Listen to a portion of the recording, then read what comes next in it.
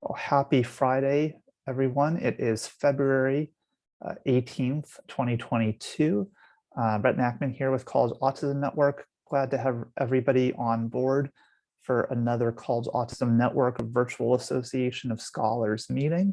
We know most of you have been on one of these calls in the past, but in case you haven't, this is our monthly mechanism to exchange ideas and research related to autism and post-secondary education. And we have a great team of presenters today joining us from the University of Connecticut, Dr. Sally Reis, Dr. Joseph Madaus, and Dr.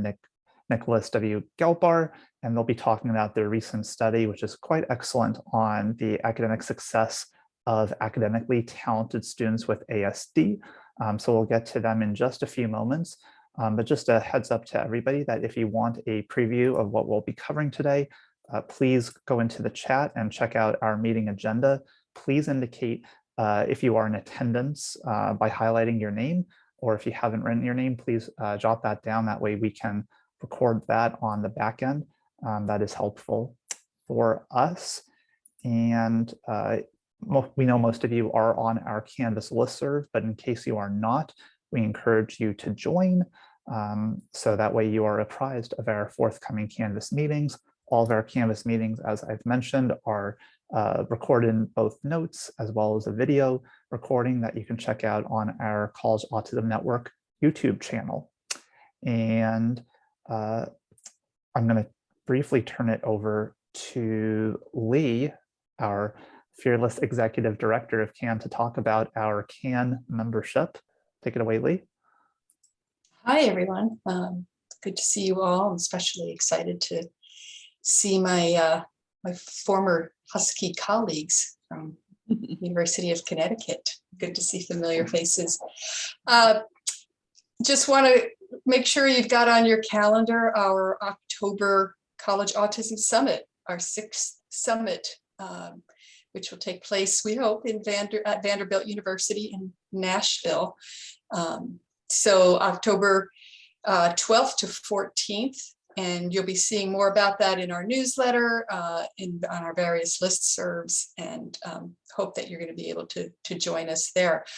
I also want to make a pitch for joining the College Autism Network in sort of an official capacity. We provide a lot of these opportunities, professional development opportunities, free of charge, but we do have expenses, and so we really appreciate it when folks can join at our very reasonable rates of $50 for an individual, or $250 for an organization or institution that would cover up to 10 people. I dropped our website link in there, so if you haven't already joined CAN, please consider doing that. We really appreciate the support.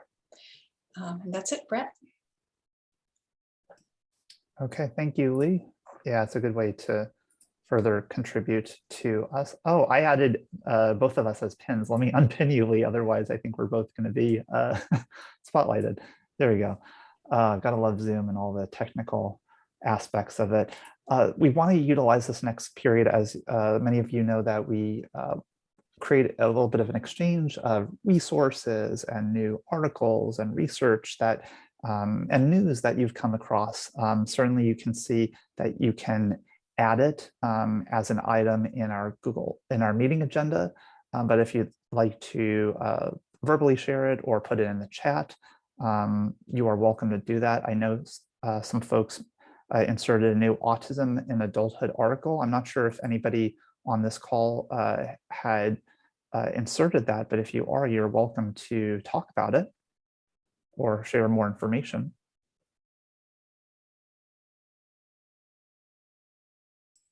Okay, Ava, glad you could be on. Yes, this is one of your recent pieces. Did you want to share any information about it?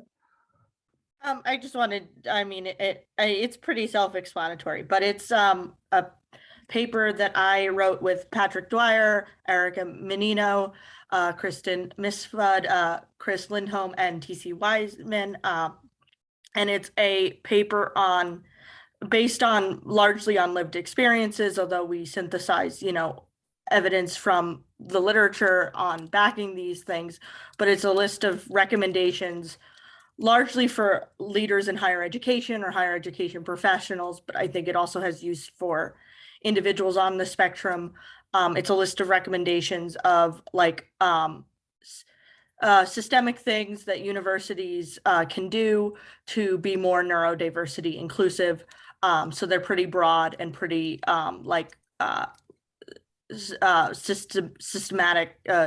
systemic changes that could be made. And it came out like 2 days ago. And these recommendations were endorsed after Patrick, Erica, and others have presented at the University of California Senate.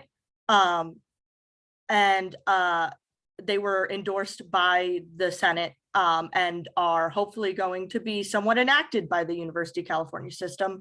Although there hasn't been signs of that, according to Patrick and everyone. But it's out there. The recommendations are out there and they're now published, and might be useful to some people here. And I'll post the link in the chat. Thank you, Ava. Yeah, definitely congratulations on that. I know that was an effort that all of you have been working on. Glad to see it's open access so folks can easily read it and benefit from it. So thank you for sharing. Do other folks joining us have any articles or resources or news that you'd like to share with the community?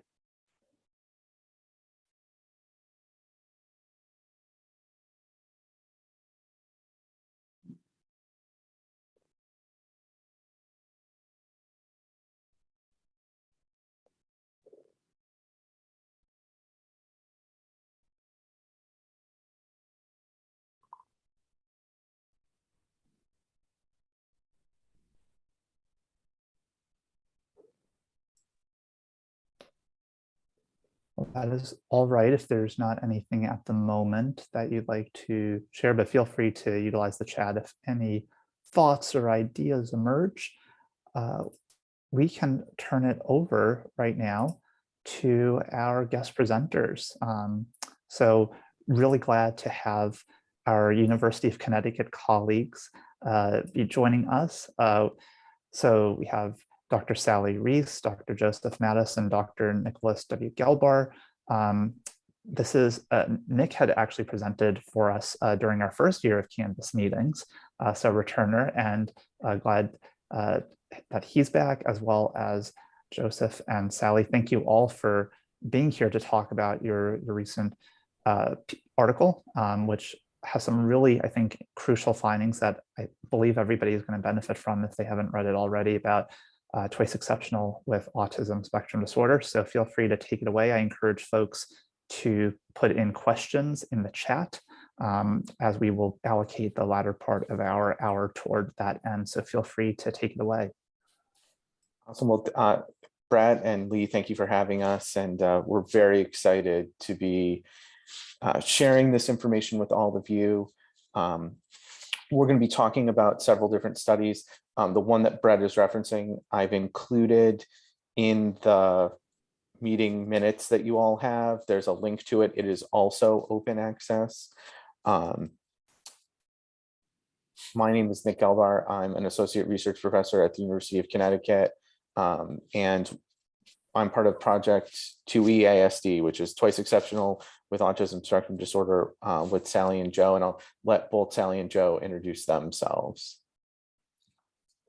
Thanks, Nick. Hi, we're just probably going to start the presentation and I can introduce myself while we're speaking. So the next slide shows a little bit about some of the definitions that we use when we talk about this population. I have been at the University of Connecticut for over 3 decades and have had lots and lots of opportunities to do have grants on smart kids with learning disabilities and also smart kids from very low SES background. So this has really been my life's work. I'm very interested in very bright students with learning disabilities and autism, and the volume of phone calls that we were receiving at our center had increased exponentially over the last decade. And in trying to find some information to help parents and teachers with this group, we realized how little there really was available. And so hence the idea for the grant. So the background is that when we, in this particular project, when we look at academically talented students, we're looking at students with, at least a score of 115. Some of the students in our study had aptitude and IQ scores of 130, 140, 150.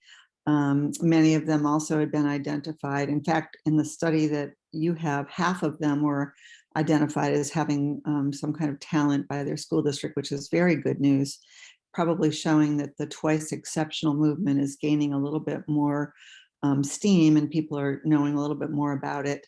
We also, in our work, looked at students that more broadly that had been recommended as having high potential, high abilities, that had been in AP honors or early college experience courses in their high school. And of course, this was done because some of the students that we studied were in independent schools. So their parents had not found the kind of challenge they wanted at the public schools. So they were in an independent, a charter, model school.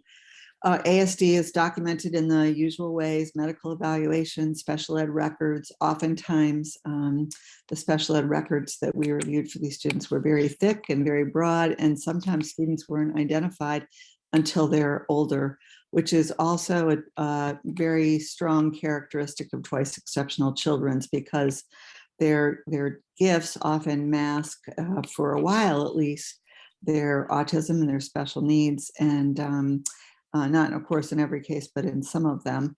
And then also, in addition, their talents overshadow their disabilities mask their talents. So it's what we in our field call the masking device. There's very limited research about secondary students, secondary high school students and college students with ASD. And Nick has done a great deal of work on this. Next slide, please, Nick. And so you'll see as we go forward, there's very, very few studies on evidence-based practices. We could find nothing about evidence-based practices in high school. We could find very little advice for high school students that wanted to go to competitive college. These are, of course, again, now we're talking about high school students identified with both autism and those that have talents. And we know that many of these students, encounter difficulties in high school, encounter difficulties in college. So what we really wanted to do was a sort of reverse engineering, looking at very bright students with autism that had made it at competitive colleges, that had been successful, to say, well, what can we learn from this group that will help parents and teachers and students themselves as they transition from high schools to competitive colleges? What kinds of colleges work best? We hope we would find some patterns, that it wasn't just all anomalous kind of individual factors that couldn't show us best practice. And we were fortunate that we did. Okay. Turn this over to Joe Madaus now.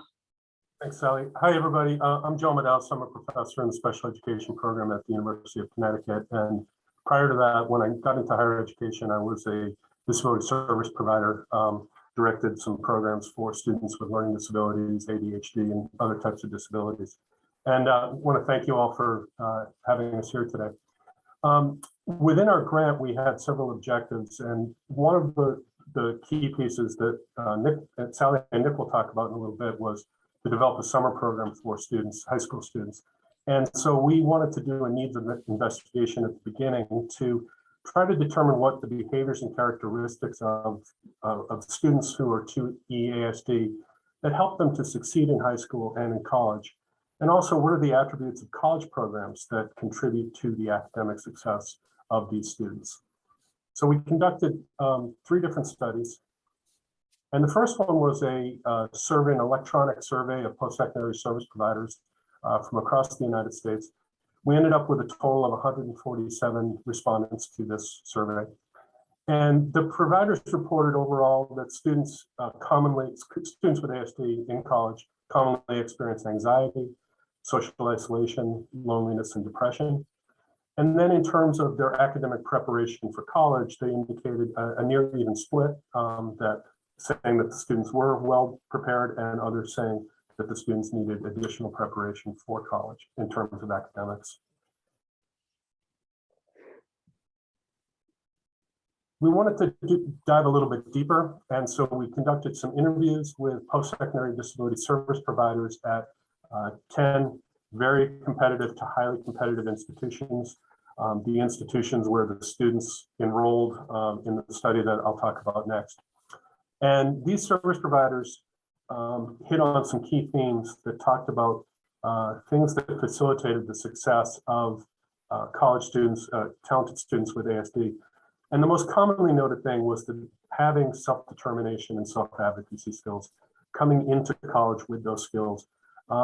That's obviously the preference, but being able to develop these skills while in college as well. And again, this was the most commonly noted skill across all of the service providers. Another key piece that they talked about, which is important for families when they're looking at the transition to college, was schools that have contacts, or what many of the service providers call touch points. And this could be a professional who's designated to work with them through disability services or through a supplemental ASD program. It could be some sort of professional advocate or a peer mentor, somebody on campus that the students could go to when they had questions or when things got challenging, to try to troubleshoot and move through whatever that issue might have been. They also talked about the importance of students becoming involved in clubs or other social-based activities. In fact, this piece about clubs was really hit on by several, I think 8 or 9 of the service providers, that it was really important for the students to develop some sort of social network to assist in dealing with some of the pressures of school, but also having that the peer relationships with their peers. Things related to executive functioning, including, this was defined fairly broadly, so we included learning study strategies, things like time management, understanding projects that professors put forward, understanding what the expectations are by the professor. This again was a very critically important skill, and one that the students also talked about, and I'll get to that in a moment. And then also social interactions, not only the part I described before about clubs and social-based activities, but being able to interact in groups and in teams. And this came up in regard to labs or other types of group projects related to courses. Being able to interact with professors and ask questions on a timely basis, ask questions as you're moving through the semester, rather than running into a problem and not being able to dig out of it later. And then the third study is the one that you have that Nick sent, and this was published in the Journal of Autism and Developmental Disorders.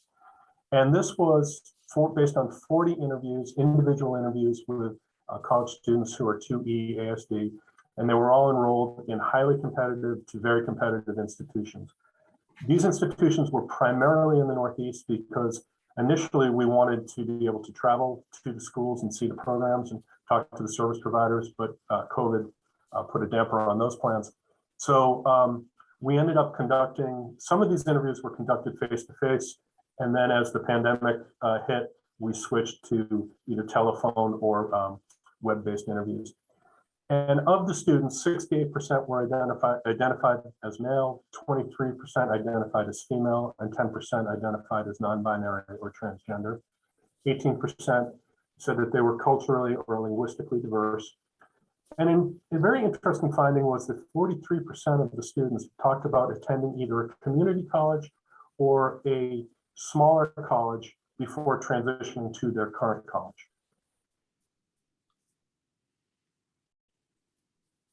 In terms of what the students talked about, and this ties to Sally's earlier point, was that the majority of the students talked about receiving enrichment or some type of talent development opportunities, identified as having talents and strengths. And they articulated that this was very important to their sense of self, that somebody at their school identified them as a person who had these academic talents and these interests and these strengths.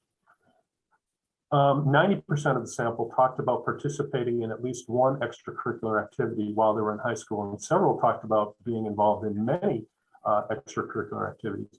And these ranged from a variety of sports and teams to clubs, theater.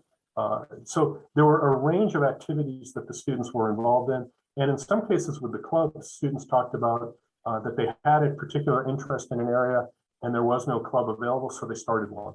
And so they took the initiative and led that club, and they talked about that being very important to them. Half of the students had also participated in at least one residential live away from home type of experience, typically in the summer, a summer camp or some type of academic enrichment program. And about 3/4 of the participants took advanced placement or honors courses, or courses in which they could earn college credit while they were in high school. So some of the key things, and I talked about this with the service providers, these students also talked about the importance of self-awareness about their strengths and about their disability, about their self-advocacy skills, being able to develop and maintain time management and organizational skills. They talked about that being, many of them talked about that being a big adjustment coming out of high school and really having to develop that in that first semester or first year. But they talked about how important that was to their overall success while they were in college. And importantly, they all talked about facing difficulties while they were in school, a variety of academic, social, personal, other types of challenges. And they all talked about, rather than giving up, they figured out a way to develop a path to work with that, to cope with the difficulties they were having and to compensate using their strengths and their skills.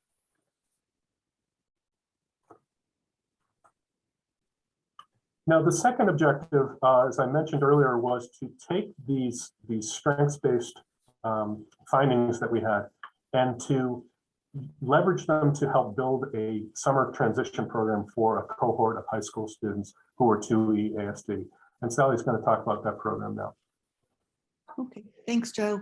So we had hoped to have an in-person program, but because of COVID last summer, we had to switch. So we ended up, you can go to the next slide, Nick, we ended up doing something in integration with a UConn pre-college program. So we have a pre-college summer program at UConn where students take classes, college classes with other academically talented high school students from across the country and the state, very similar to what many universities have.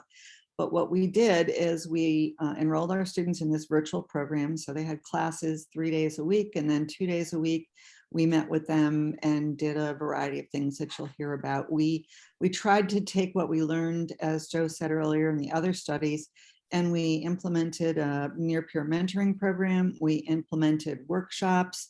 We provided some social opportunities and also, I think, just tried to get to know them a little bit and understand some of the questions that they had about competitive college.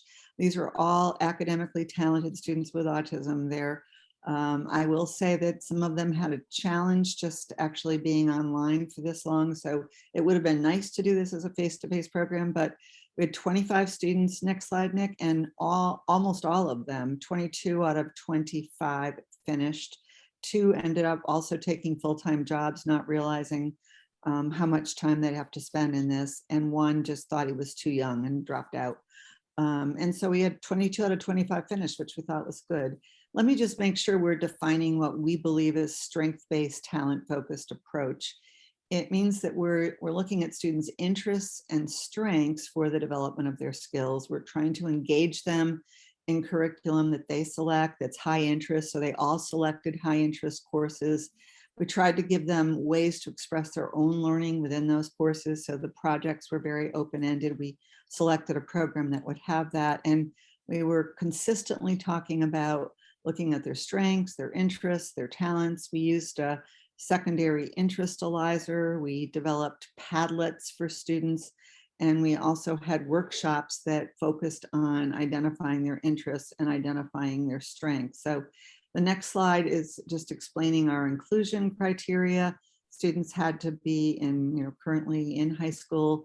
They had to have autism. They had to be academically talented. Most of our sample were students who were sophomores and juniors, which we think is the ideal age. Next slide, Nick.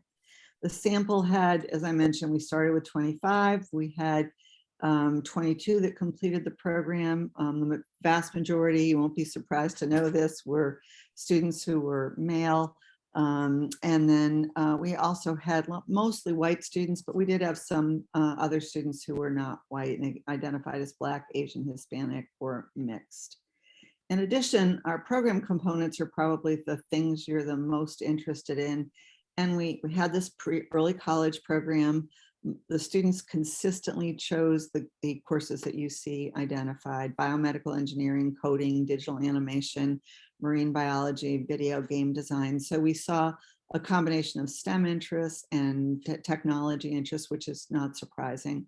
We used our doctoral students as peer mentors. They were closer to them in age, and they met with them twice a week and presented topics that we actually tried to work off of our workshops. And we did strength-based workshops. So knowing your personality style, what kind of, how are you organized? What does it mean to you to be 2E? Do you understand transition to college? Do you understand disability services? What about your own creative potential? And then what is talent development? What are your interests? This is where we use the interestalizer and talked about trying to identify a talent goal for high school that would help them move into a college program that also fit their needs. And of course, all of this ties back to the research that we discussed earlier of the 40 students that told us that these things were very important to them. Nick? Yeah, and so we evaluated this program because we're researchers, as you know, and so and we really got to know these participants. I actually this morning wrote a letter of recommendation for one of these participants for college, and it was excited to do that. It was interesting finding. So we used two measures. We used the Transition to University questionnaire, which was used in a similar type of program in the UK. It's important to realize, you're going to see this in a second. You want scores on the Transition to University questionnaire to go down, right? So higher scores mean higher anxiety or concerns, so you want them to go down. We also looked at college going self-efficacy, right? Like, do I believe that I can attend college, and do I believe that I can persist in college? On that one, you want scores to go up. So the scores did not really go in the direction we wanted them to go on either questionnaire. And that's not surprising. There's a bunch of things I'm going to talk about in a second that I think got in the way of this.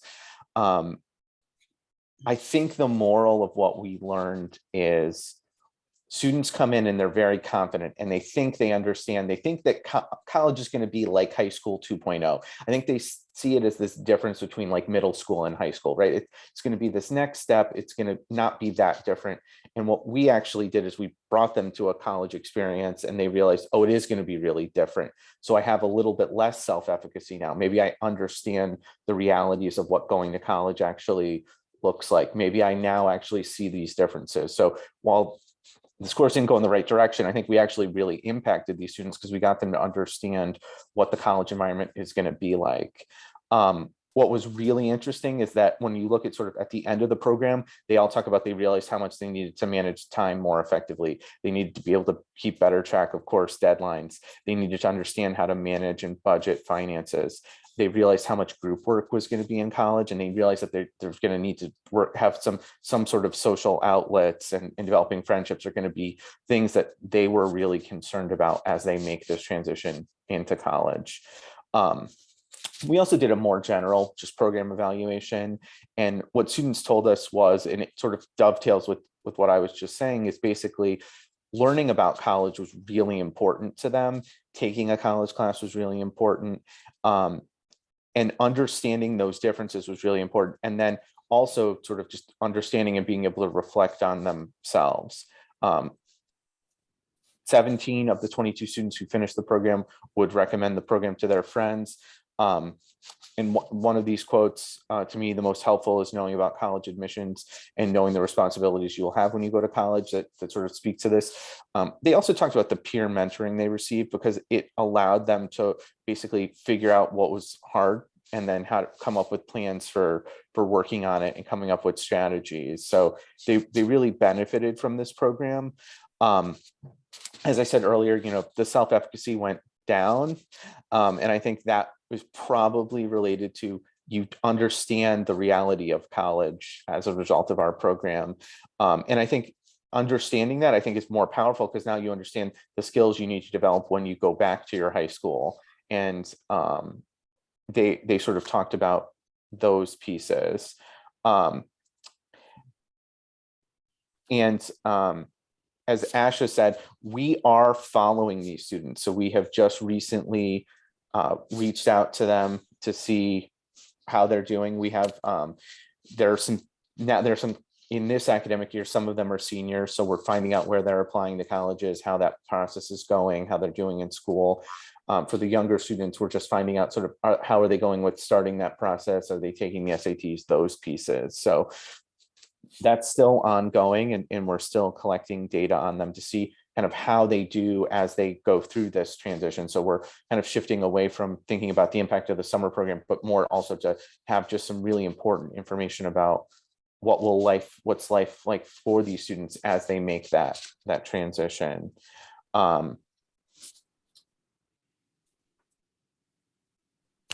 One thing, obviously, like, we wanted this to be in person.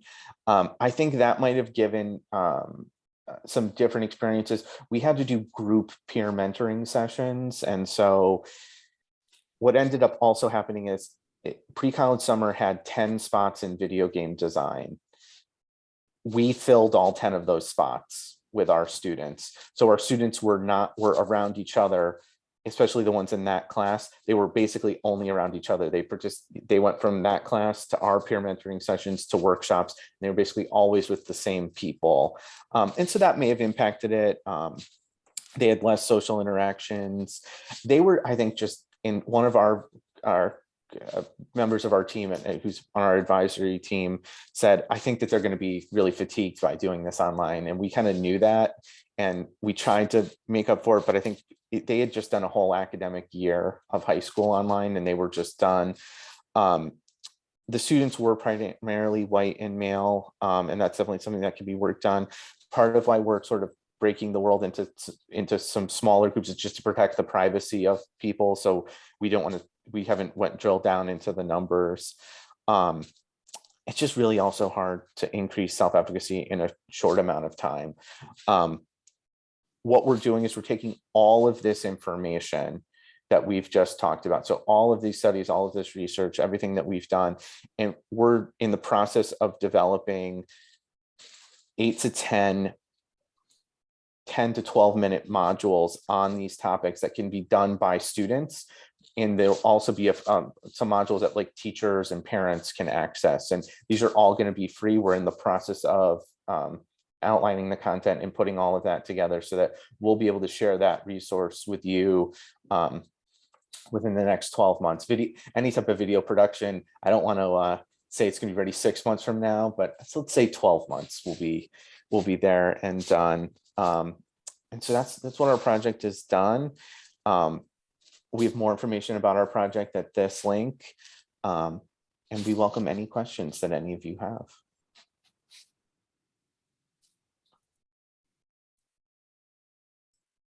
Thank you all. This is fantastic. You all were at 25 minutes, which is great, which is what generally our presentations are. And we have a lot of time for questions.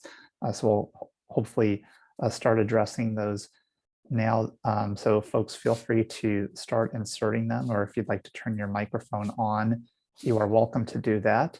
The first question for the team comes from Lee, who asks, what do 2E ASD students think about often being grouped with a broader group of ASD students, including those who are intellectually average or even below, when grouping is based solely on an ASD diagnosis? Yeah, this is Sally. That's a great question. And I think we can respond to it a little bit from the interviews we did with the 40 students. What they talked about was more of a positive lens, and that is, what worked well in high school for them was when they could be in some advanced classes and some honors classes. What worked well for them is when they could be in extracurricular activities based on interests. What did not work well with them, for many of them, was special ed groupings with other students that were very different than them, and not in a snobbish way, but rather there's a huge difference between 2E students that are college bound and those who are not. And the college bound kids need they need differentiation. They need different services, they need different opportunities. So I think if I could summarize, having read the hundreds of pages of transcripts of those 40 interviews over and over again, and also reflected on previous research that we've done on this population, they need time to be with other bright college-bound students. And that is oftentimes not the best. Special ed opportunities that they're having are not differentiated for them. So Right. not necessarily helpful. Right. And I was gonna say also, like, especially because there's often, they're an exception at, if you have a high school of 1,000 students, there's going to be about the options for other students, with similar needs and those pieces. So I think that's always the piece, and it's always a piece of balancing and using strengths. A lot of our students were in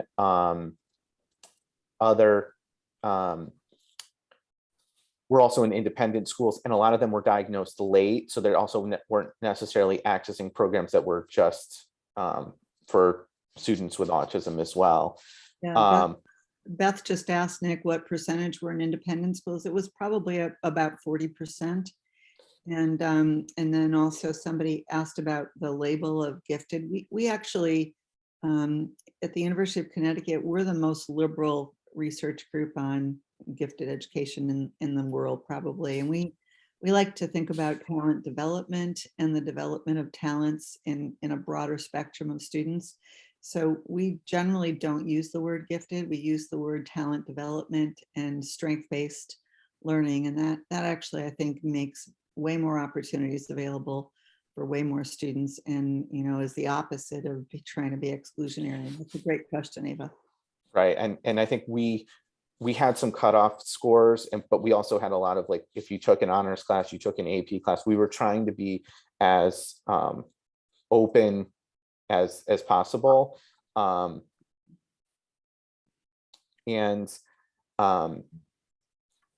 By doing so, we're trying not to draw lines. Our funder we have to show in some way that we are picking academically talented students. So Beth, we do plan to ask about transition services, and that is something that we receive. What's interesting is when we asked the 40 students who were already in college about transition services, many of them didn't really perceive that they received any type of transition services. Even students who we were able to follow up and say, and you had an IEP, they still weren't able to necessarily, they talked more about their guidance counselor than they did through anything they received from special education. And so I don't know what that means. I don't know if they just didn't perceive that they received support in that area, or what's going on there. Nick, this is Joe. I want to just go back to Lee's question and point out that in addition to interviewing the 40 students, we also conducted some interviews with a segment of their parents with the students' permission. And so that question kind of came up in a couple of different ways. And one is both the students and the parents talked about the importance of like-minded peers, and peers who were really into these different areas of interest was really very important to them. But they also, in terms of other students with disabilities, they also talked about there were many chances or times where the students in our sample worked with those students in kind of peer mentoring ways while they were in high school. And the parents talked about that actually created leadership opportunities for them while they were in school, and was a very important component of their feeling connected or successful while they were in high school. Right. And I think Beth and Ava, I think also just in different ways have said kind of the same thing. I think there is for college capable students, transition services, sometimes like it's not the most important thing as transition services are for other students. And I also think I agree with Ava. I think a lot of these students always didn't perceive the services that they were receiving or understanding the system. I think for some of them, like really understanding the differences between high school and college, which Joe covered in his workshop, was really like fundamental to them to say like, wow, like I'm not going to have, special ed services when I move into the college level. Yeah. I want to mention one other thing that we've not yet written up, and that is we did interviews with guidance counselors and teachers and special ed coordinators of 2E ASD students too. We finished, I think, 17 interviews, and there's just a tremendous lack of knowledge of effective practices. Like, everybody reinvents the wheel every time they start. And the one thing that I think comes across is that when the guidance counselors and special ed teachers can find a couple of ASD students that are college bound and they put them together, there's tremendous synergy. So again, it's being, as Joe said, being with like-minded peers, but many of these individuals just don't really know what to do. And they're very happy to participate in this research because they're hoping they get some better strategies because they realize they're not doing the right thing. They actually said, we think we're failing a lot of our smart kids with autism that are in high school.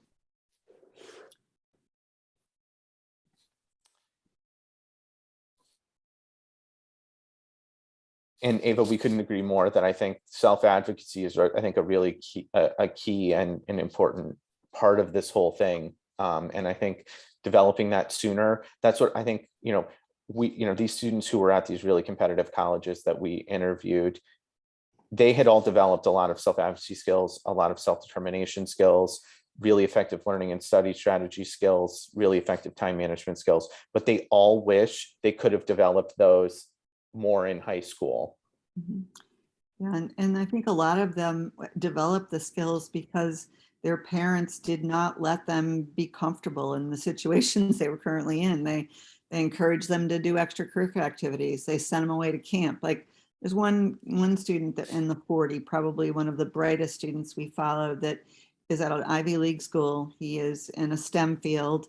His parents sent him to STEM camp. He went to astronomy camp. He went to meteorology camp, and he constantly was encouraged to push himself a little bit. And he said, look, my autism is very clear to everybody that knows me, but at the same time, I've learned how to blend in. I've learned how to fit in, and I think part of it is because his parents wouldn't let him, and his teachers wouldn't let him just kind of hang back and not do other things. And that's why he's successful at an Ivy League school right now.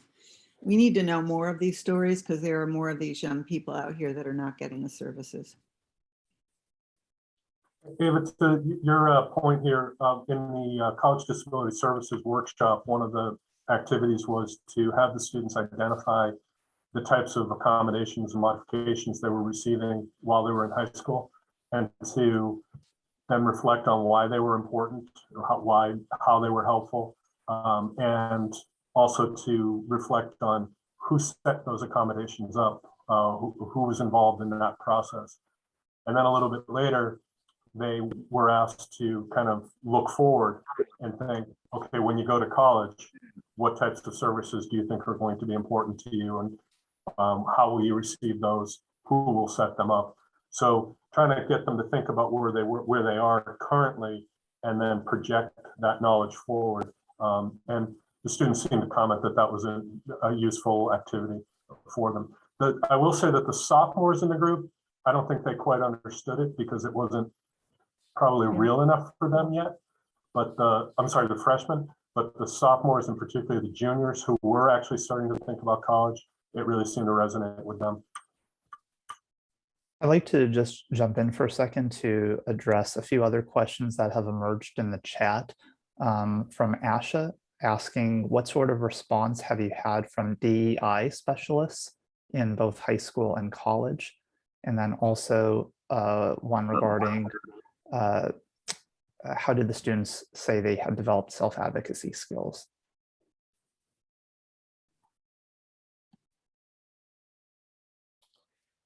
Those are, and I'm not actually familiar with the term DEI, so I'm like, I think we're all hesitating because it's probably a different. Diversity, equity, and inclusion. Oh, okay. Oh, got it. I was like out of context. I was trying to. It really didn't. I mean, it's interesting. Joe, did that come up at all in any of your discussions? No, and this is something that Nick and I and some of our other colleagues on other research projects talk about a lot, is that this is maybe just my personal opinion, but at the college level, DEI work groups often don't think about students with disabilities right away. And I'd like to see that happen much more often.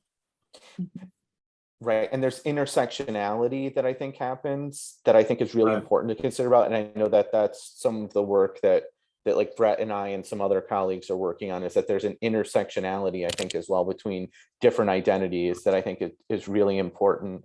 It also just, some of it also circles back to like what Sally was talking about when we were talking with special ed teachers and guidance counselors and this, you know, these students, you know, and it speaks to what Annette's talking about, where these people sometimes don't know any better. So they're making references and they're giving people career advice that's not helpful when these are potentially college-bound students.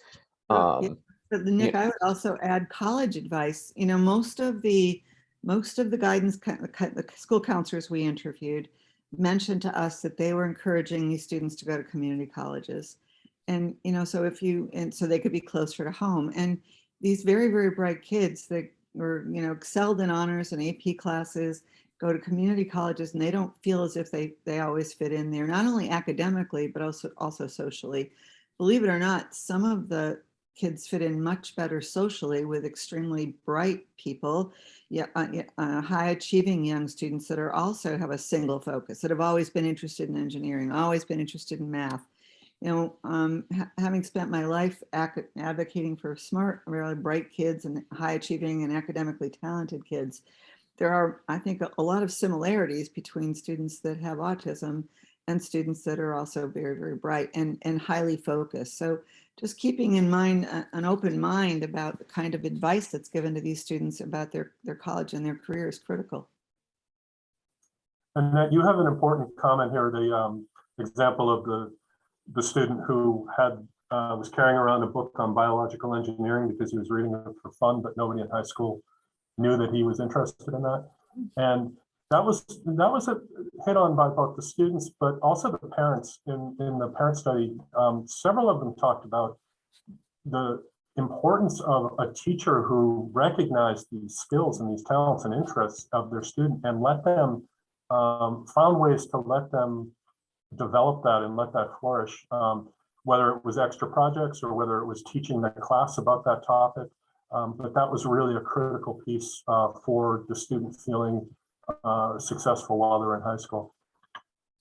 Yeah, teachers that enabled independent study and teachers that enabled students that do project-based learning. I mean, that's where we talk about strength-based pedagogy too. Even asking, what are your interests? What are the things you like? And trying to help them with some of the areas of deficit while they're working on an interest. I mean, that's what we talk about. That's what we mean by strength-based pedagogy. Right. And I think that also connects into what Ava and Brett were talking about in the chat here about those faculty, you know, teachers acting as mentors to people and at both the high school level and at the college level. And I think that that's there. And Dave, I think that I think that students should go where it's comfortable, and I think where their families determine whether to go straight to a four-year school or to go to a two-year school and then go to a four-year school. As we said in our sample of 40 students, half of them started at another college experience, whether that was a community college or some of them went to like branches of a community campuses, like regional campuses, or they went to a small local college that was not as competitive, but then they sort of had a great experience there, and then moved on. So I think there's all kinds of different pathways that I think students can take, and I don't think there's one pathway that's better than another, other than just making sure that that student is involved in making those decisions and that they're not being, you know, sort of told that they can only do something, but having them understand and, you know, that self-determination understanding of like, what are all the potential options you have and how can they help to figure out what options are better for them and working with their families to do so. I think all of that, I think is really important. There's a lot of the parents talked a lot about they were asked specifically about the college search process, and the main thing that they talked about was finding a college that had a program that the student was interested in. And from there, they talked about finding, kind of overlapping that with the supports, either a disability support office or an autism support office within that school. They also talked about several, I think it was like 6 of them talked about, they wanted this, and the student wanted this too, to be within a reasonable driving distance, so that the parent could get them if necessary, or the student could come home if necessary. Although there were other parents who talked about, the kid said, I want to go across the country, and they respected that. Mhm. There's so much good conversation going. I hate to interrupt. I want to surface a question that emerged earlier in the chat from Denise, who referenced, have you considered adding a camouflaging measure as you follow up with students? That's a really great question. And I think it is really important because I think it also, it speaks to, I think what a lot of the students said is that they used their interests, they used other things to have social avenues, and that's where I think that